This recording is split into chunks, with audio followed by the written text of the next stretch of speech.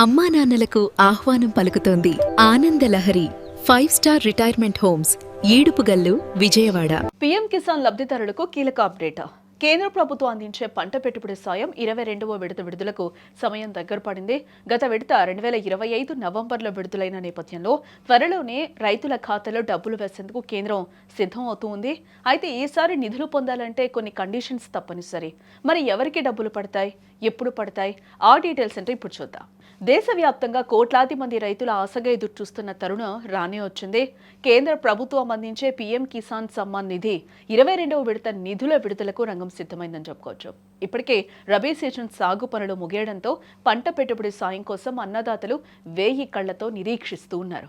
ప్రభుత్వం ఇప్పటి వరకు అధికారికంగా తేదీని ప్రకటించనప్పటికీ ఈ విడత ఫిబ్రవరి, మార్చ్ 2026 మధ్య విడుదల చేసే అవకాశం ఉంది. 21వ విడత నిధులను 2025 నవంబర్లో విడుదల చేసిన సంగతి తెలిసిందే. దీని ప్రకారం చూసుకుంటే ఫిబ్రవరి నెలాఖరులో లేదా మార్చి మొదటి వారంలో విడుదల చేసే అవకాశం ఉంది. అయితే ఈసారి నిధుల జమ విషయంలో కీలక మార్పులు చోటు చేసుకున్నాయి. అర్హులైన ప్రతి రైతుకు ఎటువంటి మధ్యవర్తులు లేకుండా నేరుగా లబ్ధి చేకూర్చడమే లక్ష్యంగా కేంద్రం అడుగులు వేస్తూ ఉంది.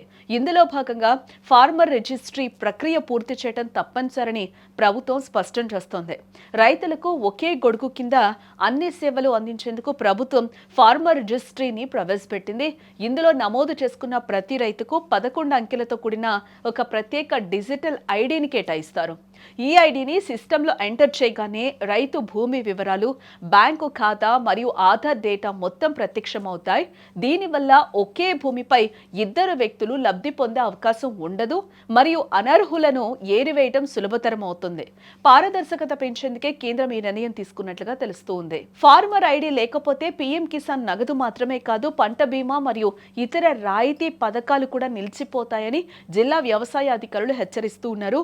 కేవలం పెట్టుబడి సాయమే కాకుండా భవిష్యత్తులో ప్రభుత్వం ఇచ్చే ప్రతి రూపాయి ఈ డిజిటల్ గుర్తింపుతోనే ముడిపడి ఉంటుందని అధికారులు కూడా స్పష్టం చేస్తున్నారు. సాంకేతిక కారణాలతో ఏ ఒక్క రైతు కూడా నష్టపోకూడదనే ఉద్దేశంతో గ్రామ స్థాయిలో అవగాహన సదస్సులు కూడా నిర్వహిస్తూ ఉన్నారు.